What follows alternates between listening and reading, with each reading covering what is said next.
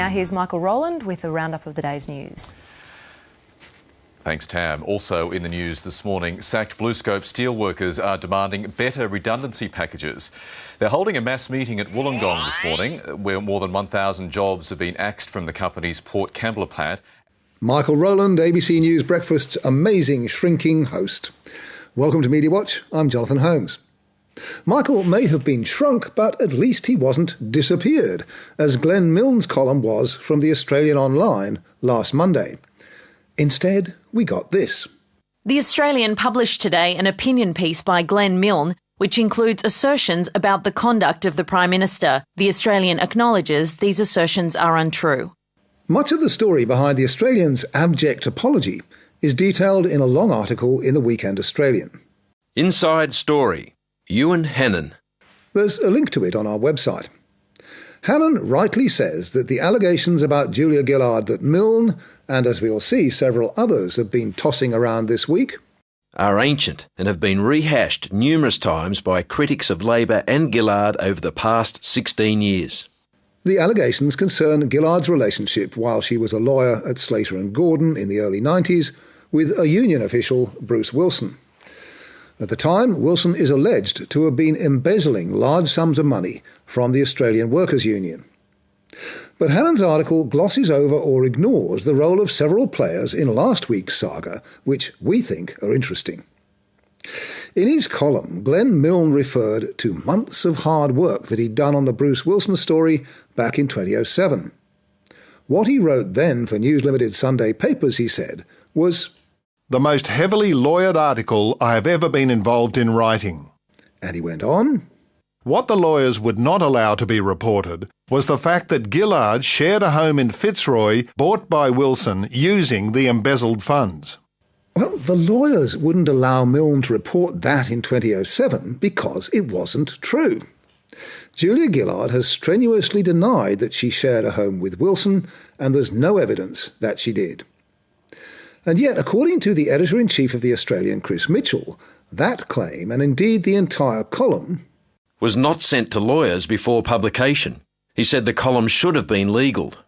That's the understatement of the year so far. And who was responsible for not getting it legaled? The Australian's opinion editor, Rebecca Weiser. That's who. And she also let through several other glaring errors. For example, Milne claimed Bruce Wilson was convicted of fraud, but he was never even charged. It's amazing that Ms. Weiser is still in her job. Next, the role of the Herald Sun columnist Andrew Bolt. On Saturday morning, he wrote this on his widely read blog. It's since been taken down.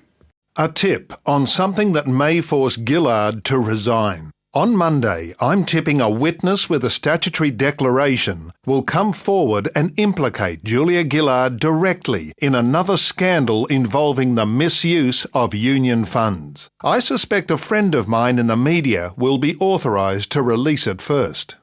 That blog post prompted Julia Gillard to call News Limited boss John Hartigan on Saturday morning. Ewan Hannon writes, Gillard apparently believed Bolt's friend was Steve Price, as they worked together at Melbourne radio station MTR. So John Hartigan asked the editors of his Sunday and daily tabloids in Sydney and Melbourne whether Bolt or Price were planning to pursue the story.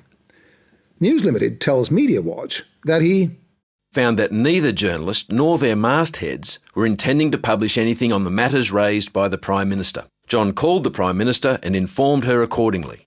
But sometime on Saturday, Andrew Bolt posted an update on his blog, which did take the story a lot further. It revealed for a start that his friend was not Steve Price. Michael Smith of 2UE has read out from this statutory declaration, drawn up by Bob Kernahan, the former president of the Australian Workers' Union, in August last year. The new post showed extracts from the stat dec and a long passage from Glenn Milne's 2007 story.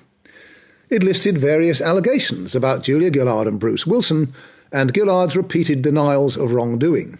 And it ended, There is no suggestion at all that Julia Gillard has done anything illegal or condoned any illegality by anyone. The issues go entirely to her judgment and, more widely, to a union culture that helps better to explain the Craig Thomson affair. Well, that's all very well, but if I were the PM, it would certainly look like Andrew Bolt publishing something on the matter. Especially when the next morning on his TV show, Bolt talked about an interview Michael Smith had conducted with Bob Kernahan. Kernahan says when Gillard was a Melbourne solicitor, she set up bank accounts used by her then boyfriend, Bruce Wilson, the AWU branch secretary, to siphon money from employers for himself. An old allegation, as Bolt concedes. Gillard has admitted that yes, she did do the legal work on setting up those accounts, but that she didn't know what they were to be used for. Bolt ended with his mantra. So there's no allegation of misbehaviour by Gillard. The issue is her judgment and whether Labor can afford even more bad publicity of this kind. Bad publicity? And who is giving the PM bad publicity? Remember, the boss of News Limited had told the Prime Minister that Andrew Bolt was not planning to pursue the matter. Gillard's fury was compounded when she saw Glenn Milne's column on Monday morning. Ewan Hannon says she told the Australian's Chris Mitchell that she believed Bolt and Milne had worked together to circumvent her understanding with Hartigan and get the allegations back in the public arena.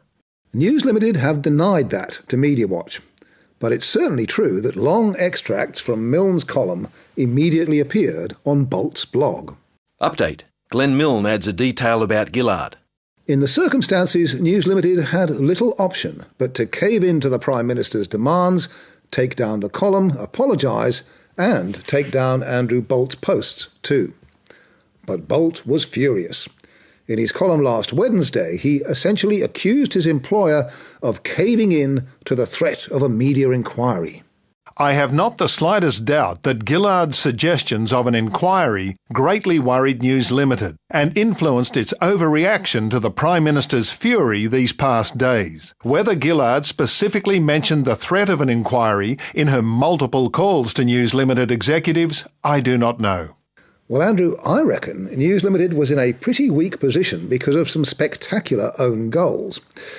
And for what it's worth, we got this response from News Limited this week. The Prime Minister did not make threats to John Hartigan or Chris Mitchell about a media inquiry. And it added, there is no concerted campaign by News Limited against the federal government in general or against the Prime Minister in particular. Well, believe that or not, as you choose. One thing is sure.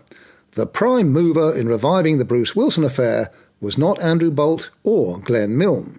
In fact, he doesn't work for News Limited at all. Michael Smith is the afternoon host of Sydney radio station 2UE, owned by Fairfax Media. And the Friday before last, he launched into readings from Bob Kernahan's year-old stat deck. Smith either didn't know or didn't care that every allegation in it has been aired and dealt with publicly by Julia Gillard multiple times.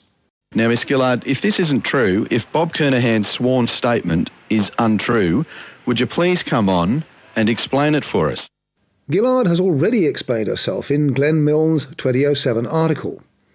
She's denied any wrongdoing many times, going back to when the allegations were first raised in the Victorian Parliament in 1995. Each and every allegation raised about me is absolutely untrue. There is not a shred of truth in any of it. Ms Gillard said. She denied wrongdoing again in 2001 and in an interview for the ABC's Australian Story in 2006. These things aren't true. I mean absolutely untrue. And it gets raised in state parliament and it gets raised without any notice to me, but nothing you can do about it except sort of just issue the denials and move on. But unlike Andrew Bolt, Michael Smith didn't accept the earlier denials. On the contrary, for hour after hour, day after day, Smith demanded that the Prime Minister come on his programme and submit to a public interrogation. On Monday, I want to ask you some questions. Ma'am, did you set up these entities? Did you set up the accounts? Did you know what they were about? Did you make inquiries to find out what they were about? On Tuesday, Did you receive any monies from any of those accounts? Did you pay any monies back? Ma'am, did you receive any clothes paid for by any other person or entity from the business known as Town Mode of Melbourne Fashion House? Same thing on Wednesday and Thursday. Over the previous weekend, Smith had interviewed Bob Kernahan. Day after day, his listeners were promised a bombshell. Day after day, 2UE's lawyers stopped him from airing it. Smith was outraged. I think it impugns his integrity to suggest that there is something that he has to say that should not be heard. But 2UE management have told Media Watch, "We do not have sufficient evidence at this time to support the interview." You see, Michael, that's how defamation law works. However honourable your source, if you make defamatory allegations in this country, you have to be able to prove that they're true. It's a tough hurdle, but it's been that way for a very long time. Late on Thursday, we sent Michael Smith some questions, and there was a dramatic change of tune. The story's going to be told, whether you like it or not, it'll come out. It's much bigger than just the Prime Minister. She's really a bit of a side issue in it. A side issue.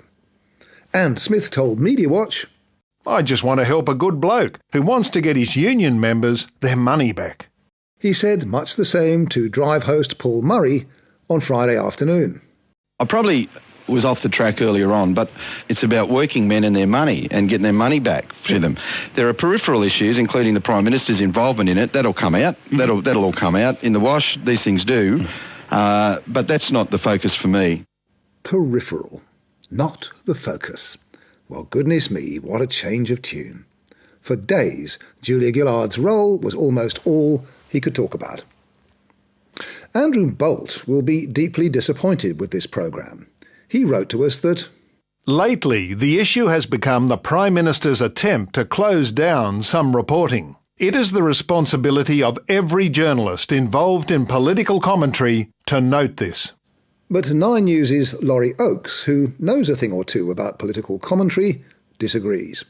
The question is why it's been dredged up again, and the answer to that, I think, is people just are trying to... people who don't like Julia Gillard and want to bring her down are beating it up. The irony, of course, is that they didn't need to.